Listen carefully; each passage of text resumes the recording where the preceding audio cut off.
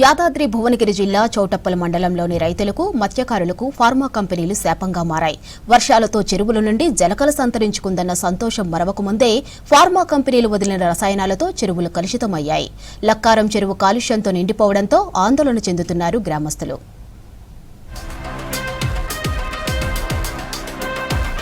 చౌటుప్పల్ మండలంలోని లక్కారం చెరువును ఫార్మా కంపెనీలు పూర్తిగా కలుషితం చేశాయి. వారం రోజుల క్రితం వరకు జలకలతో ఆహ్లాదంగా కనిపించిన చెరువు ఇప్పుడు విషం నింపిన నల్లటి నీటి కుంటగా మారిపోయింది. చెరువులోకి దిగిన వారికి కాళ్లకు మంటలు, దద్దుర్లు రావడంతో తీవ్ర ఇబ్బందులు పడుతున్నారు. పిల్లలు సరదాగా చెరువులోకి ఈతకు వెళ్లాలంటే భయం వెంటాడుతోంది.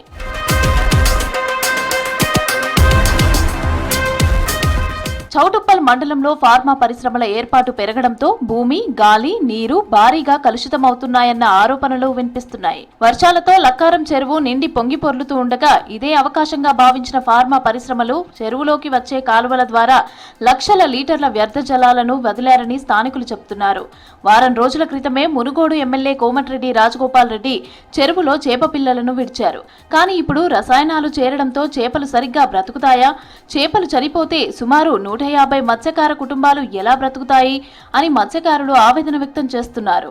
అయితే అరుదుగా నిండే ఈ చెరువులో ఈ మధ్యన ఈ ధర్మాజిగూడెం పరిసర ప్రాంతాలు, ఎల్లంబాయి, దోతిగూడెం ఆ పరిధిలో ఉన్న ఫార్మా కంపెనీలు మొత్తం వాళ్ళ రసాయనాలన్నీ మా లక్కారం చెరువులో మన వర్షం పడ్డప్పుడు ఆ కాలువల ద్వారా ఆ రసాయనాలు వదలడం వల్ల ఈ చెరువులో ఉన్న నీరు మొత్తం కాలుష్యానికి గురయ్యి నల్లగా మసకబారింది. మూసీ నది కింద ఉన్న చెరువులు ఎలాగ ఉంటాయో లక్కారం చెరువు పరిస్థితులు అదే విధంగా తయారైంది. ఈ ప్యాటర్ల నీళ్లు వస్తున్నాయి. మాకు ప్యాటర్ల నీళ్ళు వచ్చి బోర్లు వేసి బోర్లకు కిందికి దింపి ఆ బోర్ల నీళ్ళు ఆ మూలంగా వస్తున్నాయి, ఊడుతున్నాయి. చెర్లకు అన్ని పాడైపోతున్నాయి. మేము ఎట్లా బతకాలి? చెర్లకు మొత్తం అది ఏది మందుల వాటర్ వచ్చి మాకు నీళ్ళు ఖరాబ్ అవుతున్నాయి. మేము ఏం చేసుకొని బతకాలి? 6 రోజులు తెల్ల నీళ్లు అక్కడికి వెళ్ళి వచ్చిన నీళ్లు తెల్లగా ఉండే, ఇప్పుడు నీళ్లు అక్కడికి వెళ్ళి వస్తలేవు. నీళ్లు నిలబడ్డాయి. అలుగు దుంకిన రోజులు తెల్లగానే పోయినాయి. ఇప్పుడు అలుగు దుంకుతలేదు. మొత్తం ఎప్పటి నల్లగా బొగ్గ అయినట్టు అవుతున్నాయి. అట్లా చేప ఉంటుందా, చచ్చిపోతుందా? మాకు ఎట్లా తెలవాలిగా?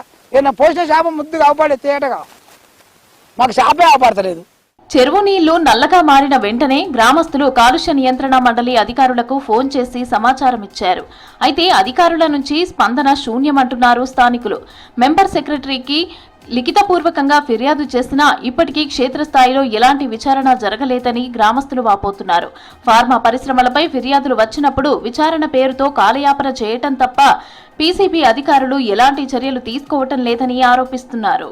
కమ్సెక్ ఒక 20 కంపెనీలు ఫార్మా కంపెనీలు వాళ్ళు ఏం చేస్తున్నారు, మొత్తం బోర్లు వేసి బోర్లలో మొత్తం ఆ కెమికల్ వాటర్ మొత్తం బోర్లకు వదులుతారు. వదలడం వల్ల ఏమైందంటే మొత్తం ఆ నీళ్ళు అంతా ఇప్పుడు మా బాయికి మొత్తం మొన్న ఒకసారి గుణసాయి కంపెనీ తోటి మొత్తం అంతా టెస్టింగ్ చేయించినాం.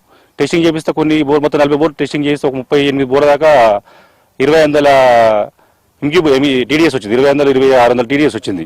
మాయం 1950 టీడీఎస్ మాది వచ్చింది. 2500 వచ్చిన వాళ్ళకి 2200 మీద వచ్చిన కొంతమంది డబ్బులు ఇస్తున్నారు. మొన్న నుంచి స్టార్ట్ చేసిన ఆయన అంత మునుపు ఒక 2-3 కనీసం ఒక 5 సంవత్సరాల నుంచి కూడా మొత్తం ఖరాబ్ అవుతుంది. తుకాలు బతుకుతలేవు. మొత్తం కెమికల్ వల్ల మొత్తం ఒడ్లు సరిగా పంతలేవు, పంట సరిగా వస్తలేదు. మొన్నటిదాకా అసలు చెరువు నీళ్ళు తీసే అవసరం నిండింది. నా చిన్నతనంలో చెరువు నిండిందంటే ఎంతో స్విమ్మింగ్ పూల్, అప్పుడు స్విమ్మింగ్ పూల్ లేవండి. అప్పుడు స్విమ్మింగ్ పూల్ లేనప్పుడు చెరువులో ఈత కొట్టి ధరలకు బాగా ఈత నేర్చుకొని ఎంతో ఉత్సాహంగా ఉండేది. మొన్న ఈ మధ్యలో పిల్లలు ఆడుకోటి కొందరు ఈత కొడితే వాళ్ళకు కూడా దురదలు, చెమటలు, బెందులు వచ్చినది టాకింగ్ సార్. దాని మీద పీసీపీ అధికారులు తగిన చర్యలు తీసుకొని దీనికి సంబంధించిన అధికారులు వెంటనే స్పందించి దీనికి సంబంధితమైన కంపెనీల యజమానుల మీద కానీ కంపెనీల మీద చట్టరీత్యా చర్యలు తీసుకొని. స్థానిక ఎమ్మెల్యే రాజగోపాల్ రెడ్డి కాలుష్య అంశంపై ఇప్పటికే ప్రత్యేక దృష్టి సారించి ఫార్మా కంపెనీలకు హెచ్చరికలు జారీ చేశారు. అయినా కంపెనీలు వ్యవహార శైలి మార్చుకోలేదని చెప్తున్నారు స్థానికులు.